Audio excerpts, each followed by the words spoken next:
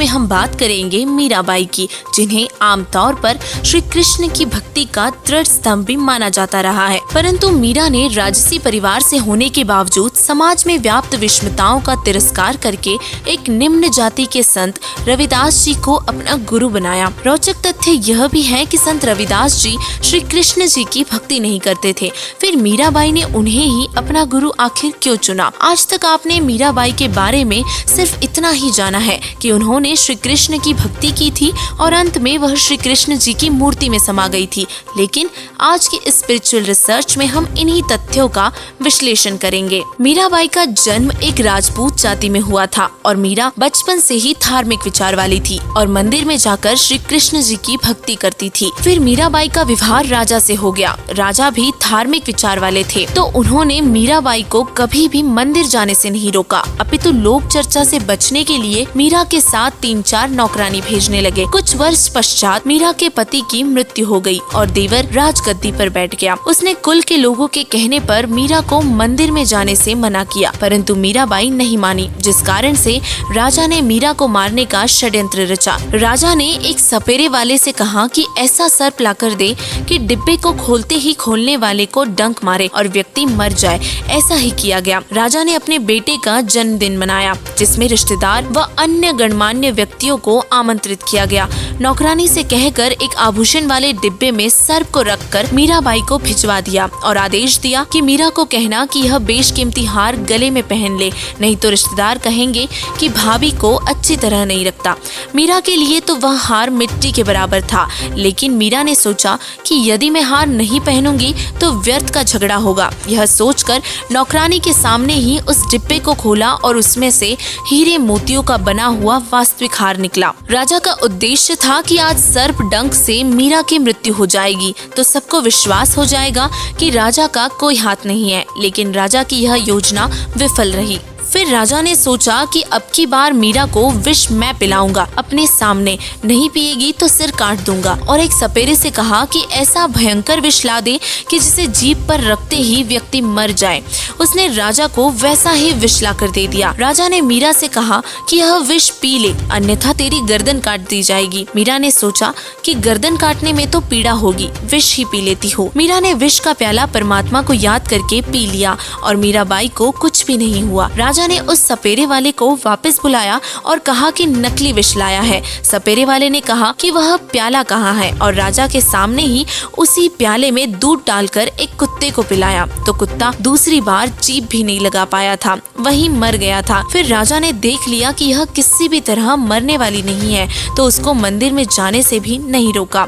जिन श्री कृष्ण जी के मंदिर में मीराबाई पूजा करने जाती थी, उसी मार्ग में एक छोटा सा बगीचा था और उसी बगीचे में परमेश्वर कबीर जी तथा संत रविदास जी सत्संग कर रहे थे। मीराबाई ने देखा कि यहाँ पर परमात्मा की चर्चा या कथा चल रही है। कुछ देर सुनकर चलते हैं। परमेश्वर कबीर जी ने संक्षिप्त में सृष्टि रचना का ज्ञान सुनाया और कहा कि श्री कृष्ण जी यानी कि श्री विष्णु जी से भी ऊपर अन्य सर्वशक्तिमान परमात्मा है।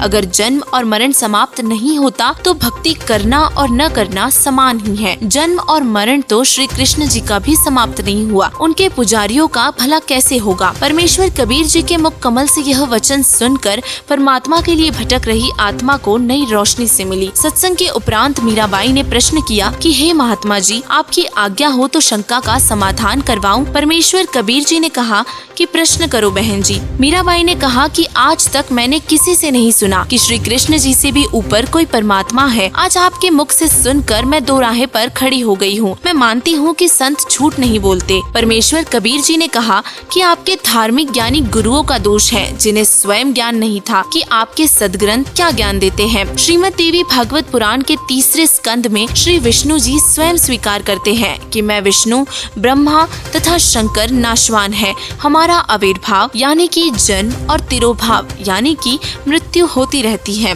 हम अविनाशी नहीं है। मीराबाई बोली, हे महाराज जी, भगवान श्री कृष्ण जी मुझे साक्षात दर्शन देते हैं, मैं उनसे संवाद करती हूँ। परमेश्वर कबीर जी ने कहा कि मीराबाई, आप एक काम करो, भगवान श्री कृष्ण जी से ही पूछ लेना कि आपसे ऊपर भी कोई मालिक है, वह देवता है, कभी झूठ नहीं बोलेंगे। रात्रि में मीराबाई ने भगवान श्री कृष्ण जी का आह्वान किया। त्रिलोकीनाथ प्रकट हुए। मीराबाई ने अपनी शंका का समाधान के लिए निवेदन किया कि हे प्रभु, क्या आपसे ऊपर भी कोई परमात्मा है? श्री कृष्ण जी ने कहा कि मीरा, परमात्मा तो है, परंतु वह किसी को दर्शन नहीं देते। हमने बहुत समाधि व साधना करके देख ली। मीराबाई ने सत्संग में परमात्मा कबीर जी से सुना था कि उस पूर्ण परमात्मा का मैं प्रत्यक्ष दर्शन करवाऊंगा, सत्य साधना करके उसके पास सतलोक में भेज दूंगा। मीराबाई ने श्री कृष्ण जी से फिर प्रश्न किया, क्या आप जीव का जन्म और मरण समाप्त कर सकते हो? श्री कृष्ण जी ने कहा कि असंभव है, लेकिन परमेश्वर कबीर जी ने कहा था कि मेरे पास ऐसा भक्ति मंत्र है जिससे जन्म और मरण सदा के लिए समाप्त हो जाते हैं, वह परम धाम प्राप्त होता है। मीराबाई ने कहा कि हे भगवान श्री कृष्ण जी, संत जी कह रहे थे कि मैं जन्म और मरण समाप्त कर देता हूँ, अब मैं क्या करूँ? मुझे तो पूर्ण मोक्ष की चाह है। श्री कृष्ण जी बोले कि मीराबाई, आप उस संत की शरण ग्रहण करके अपना कल्याण कराओ।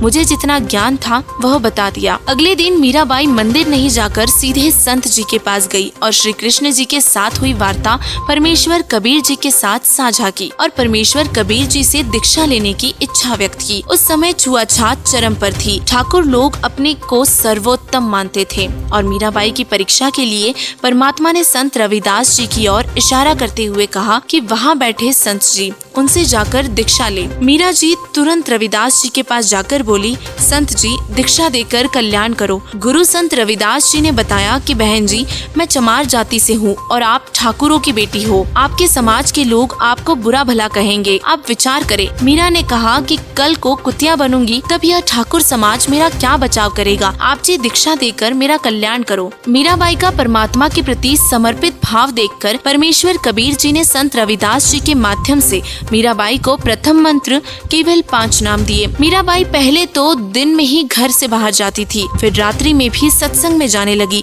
क्योंकि सत्संग दिन में कम और रात्रि में अधिक होता था। और यह सब देखकर राणा और जल भुन गया और मीरा को समझाने के लिए उनकी माता जी को बुलाया, लेकिन मीराबाई ने तब भी सत्संग में जाना बंद नहीं किया। कुछ वर्षों के बाद अपने देवर के अत्याचारों से परेशान होकर मीराबाई घर त्याग कर वृंदावन में चली गई। वहाँ कबीर परमात्मा जी एक साधु के वेश में गए। ज्ञान चर्चा हुई, तब मीराबाई को ज्ञान हुआ कि अभी आगे की पढ़ाई शेष है, यानी कि केवल प्रथम मंत्र के जाप से मोक्ष नहीं होगा। कबीर परमात्मा ने मीराबाई को सतनाम की दीक्षा दी और मीराबाई को वही रूप दिखाया जिस रूप में संत रविदास जी के साथ सत्संग में मिले थे। मीराबाई जब घर त्याग कर चली गई तो उस क्षेत्र में अकाल मृत्यु, काल की मार शुरू हो गई। ज्योतिषियों ने बताया कि आपकी नगरी से संत रुष्ट होकर गया है, जिस कारण से यह उपद्रव हो रहा है। समाधान बताया कि संत जीवित मिल जाए तो वापस मनाकर प्रसन्न करके लाया जाए तो आशीर्वाद देकर सब ठीक कर सकता है। राणा को पता चला कि मीरा संत थी। मीरा को लाने के लिए मीरा के 2 सिपाही, जो कि मीरा के साथ छाया की तरह रहते थे, दोनों मीराबाई की खोज में निकले। पता लगा कि बहुत सारे संत वृंदावन में रहते हैं और वहीं पर मीराबाई भी मिल गई थी। मीरा से लौटने की प्रार्थना की और बताया कि राजा के राज्य में उपद्रव हो रहे हैं और ब्राह्मणों ने बताया है कि मीरा वापस आएगी तो सब ठीक होगा। और राणा ने कहा है कि आगे से मीरा को कोई कष्ट नहीं दूंगा। मीरा ने कहा कि भाई अब नहीं जाऊंगी। उन 2 सिपाहियों ने कहा कि यदि आप नहीं चलोगे तो हम प्रतिज्ञा करके आए हैं कि यदि मीरा जीवित मिल गई तो हम उसे अवश्य लेकर आएंगे। मीरा बोली कि यदि मैं संसार छोड़कर चली गई होती तब भी तो आप लौट जाते। सिपाहियों ने कहा कि फिर तो लौटना ही था और उसी समय मीरा ने एक तार वाला यंत्र उठाया और परमात्मा की स्तुति करने लगी। आंखों में प्रेम के आंसू बहने लगे और उसी समय एक मूर्ति में समा गई। लेकिन मीरा के इतने त्याग और समर्पण के बावजूद भी मीराबाई का जन्म और मरण का दीर्घ रोग समाप्त नहीं हुआ। केवल परमेश्वर कबीर जी की सत्य साधना 3 बार दीक्षा वाले अधिकारी से लेकर करने से ही जन्म और मरण सदा के लिए समाप्त हो सकते हैं। और वर्तमान में संत रामपाल जी महाराज जी के अतिरिक्त विश्व में किसी के भी पास 3 बार की दीक्षा देने का अधिकार नहीं है। दीक्षा लेकर जो मर्यादा में रहकर आजीवन भक्ति करेंगे तो मोक्ष में कोई शंका नहीं है। और इसीलिए आपसे निवेदन है कि आप भी संत रामपाल जी महाराज जी को पहचानो और उनके द्वारा बताई गई भक्ति साधना करके अपना मोक्ष करवाओ।